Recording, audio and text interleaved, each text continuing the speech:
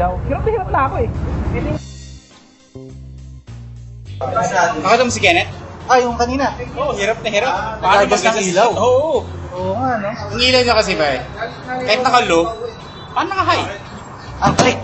Yung click So, niya. tendency, kapag umaandar ka, binabrightan ka ng mga kasalubong mo. Oo. So, gawin natin. Discuss natin. No. Diretso na tayo paano gawin. Oo. Ituro natin kung paano. Oo. Mas maganda yun. Actual video.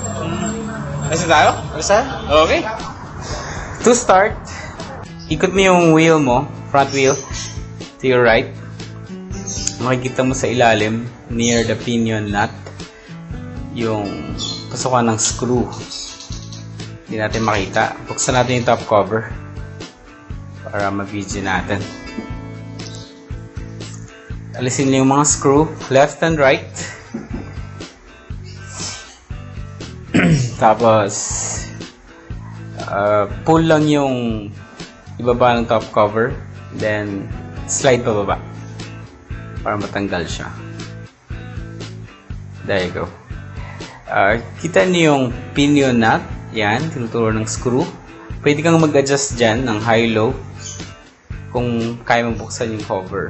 So, kung sa ilalim ka gagawa, meron doon pasukan ng screw sa pinion gear, sa baba lang ng pinion nut.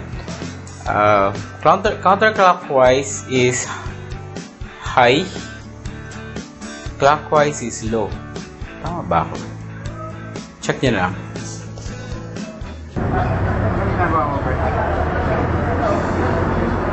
Uy! Sila! Nandiyan na pala kayo. So nakita niyo naman paano i-adjust. Dead natin, di ba? Oo. So ngayon alam niyo na kung paano i-adjust yung ilaw niyo, paano gawing high, paano maging low. Tanong natin si Kenneth. Oo. Kung kumusta na siya. Anong balita sa kanya? Kung may natutunan ba siya? Sige, wala. Let's go.